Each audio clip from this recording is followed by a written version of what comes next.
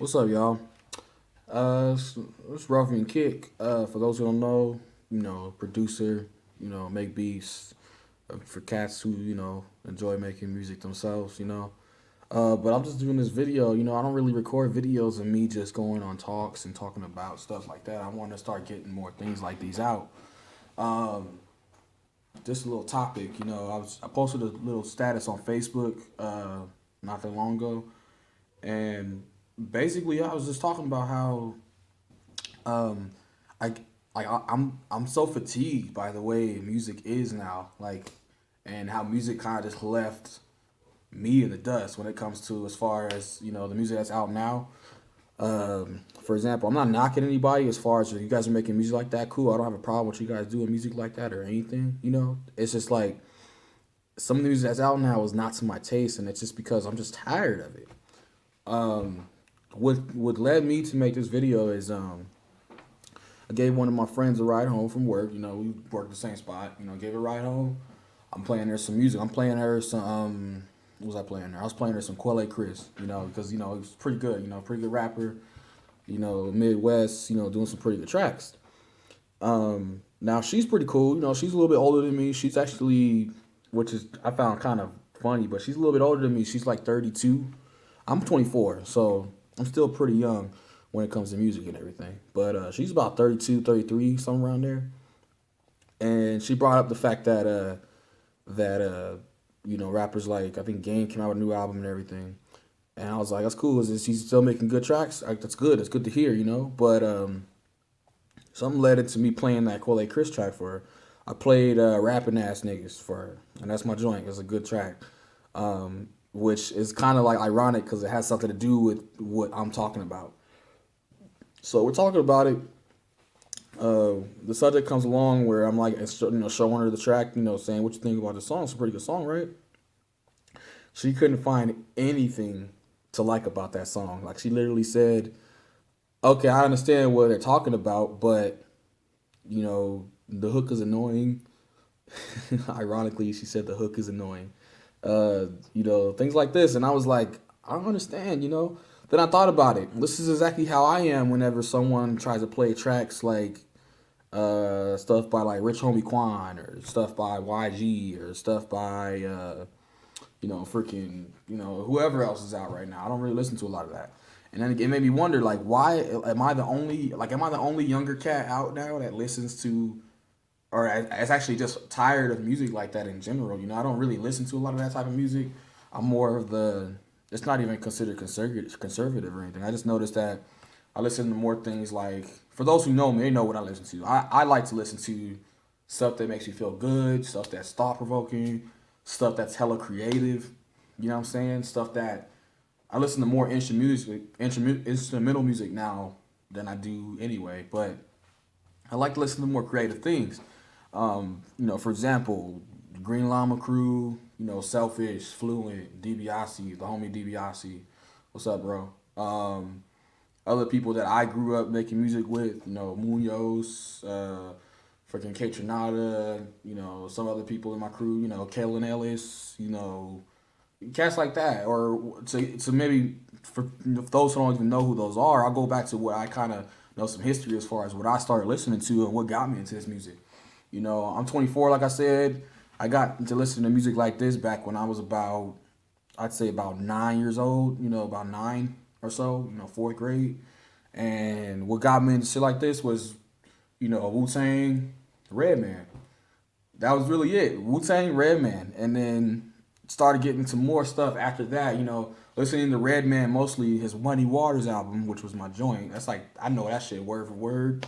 Listening to the Muddy Waters album, and then from there it moved on. I started going up to, of course, the Tupac's, your Biggie's, your Big Puns. Then I started moving away from from the West Coast. I'm from the West Coast. For those that don't know, I'm right here in California. The high desert of California, and started moving away from the West Coast because around that time, none of it was doing it for me. That's 1990 what 1999. And not a lot of the West Coast stuff was doing it for me then, until the Dr. Dre thing came out, and then you had Eminem. So then I got into the Eminems, got into other stuff like can't even think. I'm on the spot right now, but other stuff like I would even say sorry, I'm drawing a blank, but there's so much stuff that I kind of branched from and just kind of exponentially just branched out, and I started listening to other things.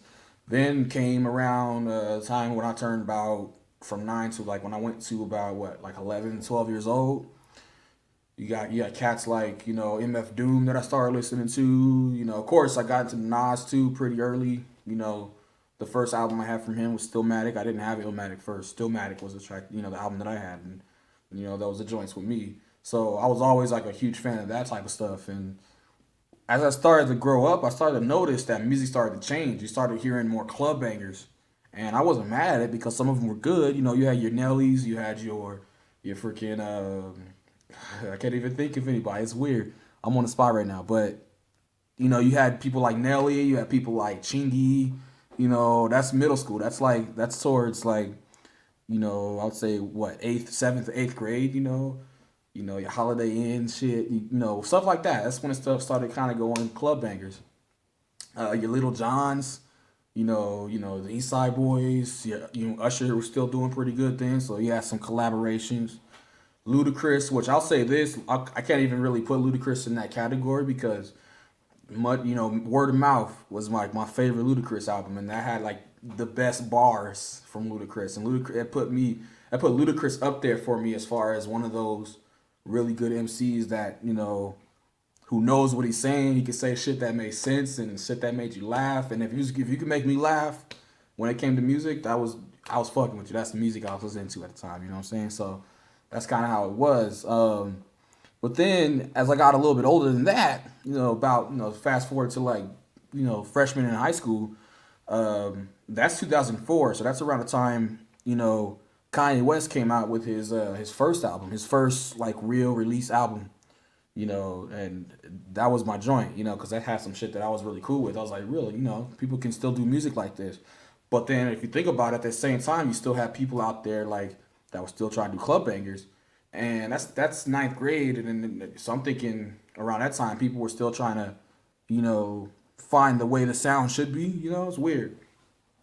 If I skip a couple years into that, sophomore year, junior year, that's when you started seeing these dance stuff, dance and stuff come out. Where people kept trying to do these types of dances, and I started noticing like music started to diminish. Like you started missing out on certain things that were you should have been. So except for me, like with me, when it came to me, I didn't listen to any of that. I stopped listening to the radio when I'll say when I turned about 15. I was like, okay, I'm through with the radio. Because for one, they don't even listen to you.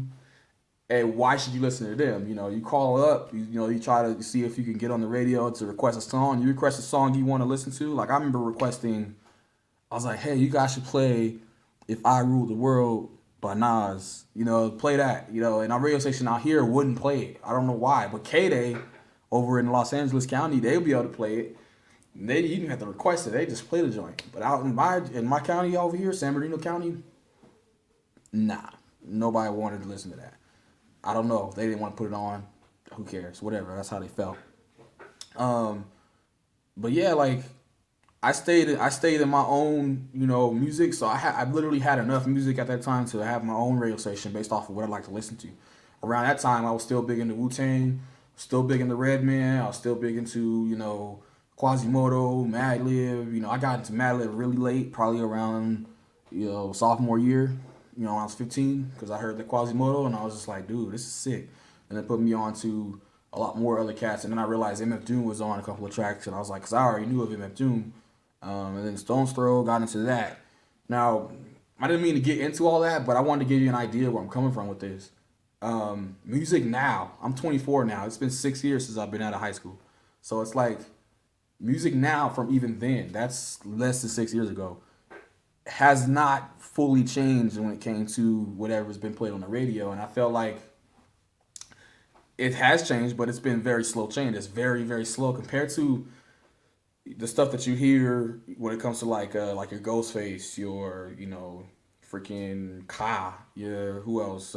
Cats, Rock Marciano, stuff like that. If you listen to what they were doing around that time and what they're doing now, they got a way bigger, progress gap than what you seeing, what you hearing now, what's on the radio, and that pisses me off. I don't understand why, because like I said, there's nothing wrong with the music. It's just that it's not my taste, and that here's what's also like a really bad gripe for me is whenever I meet new people who listen to music, and everybody's always happy to show what they're listening to. I always ask because I'm always interested. Like, what do you like to listen to?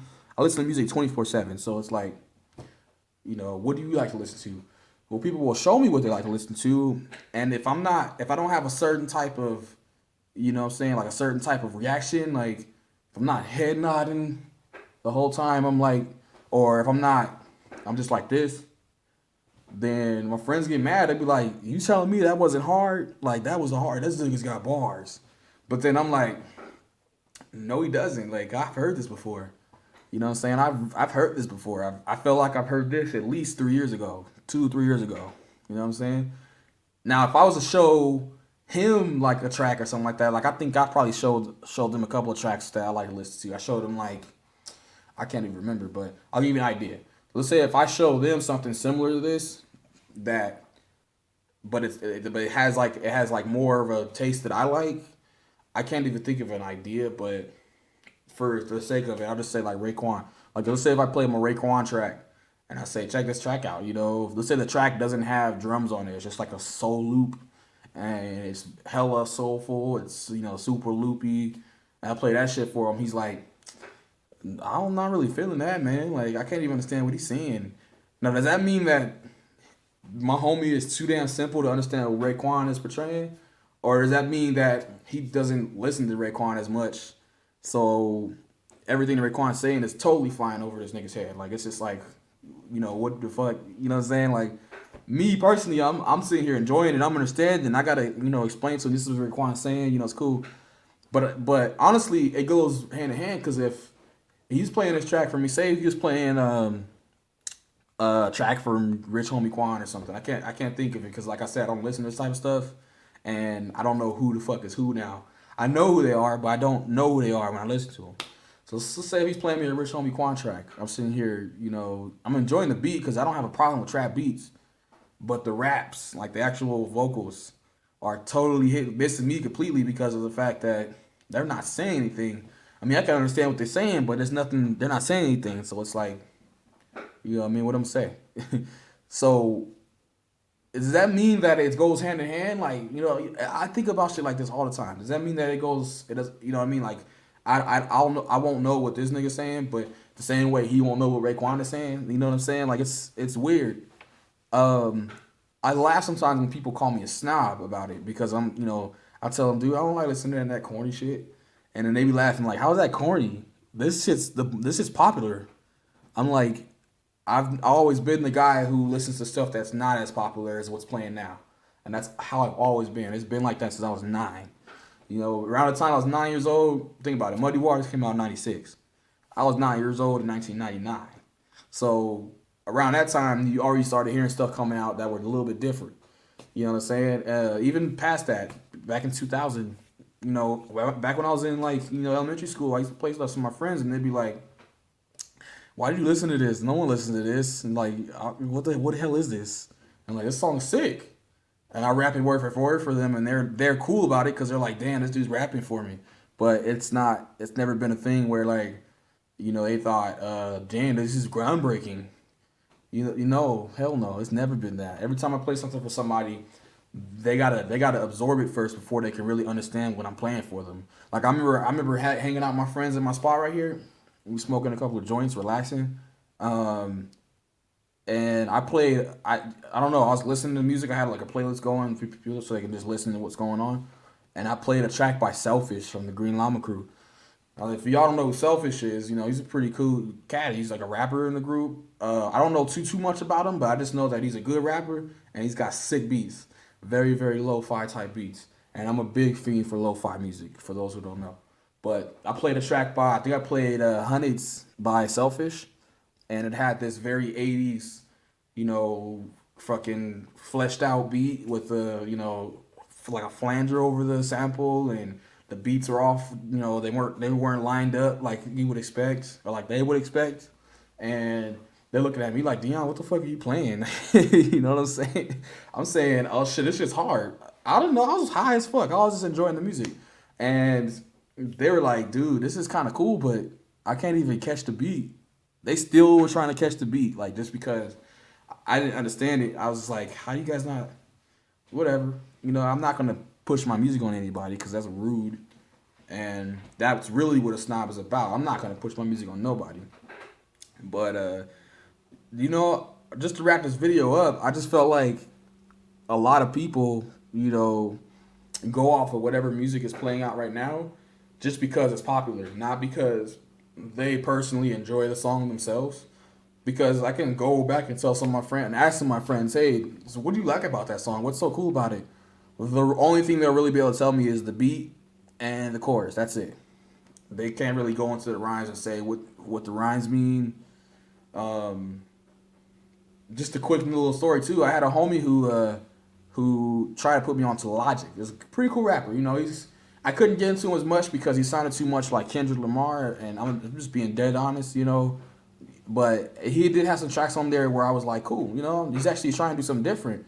But this is what happens to those types of rappers is when they try to do something different, they still end up sounding like who else is already out there. You know what I mean? And I think that's the reason. I think that's whoever the label made or whoever's they're not telling them. You got to be honest with these rappers and tell them, dude, you sound too much like so and so. And if you sound, to me, if you sound too much like so and so, I'm not listening to you. You know what I mean? But my homie was pissed off, and I told him I'm not really feeling the album, and it's a 3 out of 5 at best. I'm very critical with music too, so he's pretty annoyed. Like, come on, nigga, like, how you gonna say that? You know, this nigga got bars. And okay, maybe so. Maybe he does have bars, but straight up and down, like, if you sound like somebody else, I'm not bumping your shit. You sound too much like that other dude. You know what I'm saying? I don't want to do that. And it's the same thing. It doesn't even have to go into that type of music. It can even be the type of music I do. You know what I mean? And if you sound too much like so and so, I'm not gonna fuck with you. You know what I'm saying? And if you know you sound too much like so and so, I'm not gonna fuck with you. I learned that the hard way. I used to make beats that sounded like whoever, and then I got tired of it because I was like, why am I even doing beats like this? This is not me. This is him. You know what I'm saying? And I was like, let me try and do my own thing and do my own. You know what I mean? So like, I expect that out of the music that I listen to too, as well. I should say. You know what I mean? I don't want someone to sound exactly like whoever that is. I want them to sound like you. If you make beats and I ask you, okay, show me what you sound like, and then you came up and played a beat for me that sounded like Dilla, you think I'm gonna vibe with you as much? Cause yeah, Dilla's cool, but that sounds too much like Dilla. You know what I'm saying? Like that's, you know what I mean? I'm gonna still vibe and like the beat, but it's just like not gonna like it as much as I would if I heard something totally new. You know what I mean? And that's why I got to give it to some of my friends because they do music like that. That's the reason why we still chill and we still hang out and, you know, do music like that on the internet tip. You know what I'm saying? But that's the reality of this, man. I can't still can't to this day still can't understand, you know how the music out there gets out there to that point where everybody is following it and doing the exact same thing. I can't understand that. I just can't. You know what I'm saying? But I'm gonna let you guys relax, listen to whatever music you want. I don't care if you listen to ASAP Ferg. I don't care if you listen to freaking Fluent. I don't care if you listen to, you know, Lovage. I don't care if you listen to Bar 9. And you should know something about me if you guys don't know. I listen to a lot of music. I listen to a lot of music. So I'm never afraid for someone to show me the music. But when it comes down to this type of music, this is the type of shit I'll get mad about because it's like, dude, you're not doing anything different for me. You know what I'm saying? I like to be surprised when it comes to music. And that's real talk. All right, so anyway, enjoy the video. Enjoy my channel. If you guys don't know about this channel, I put all my beats here. Subscribe. You know, do whatever you feel. And I'm going to follow. All right, peace.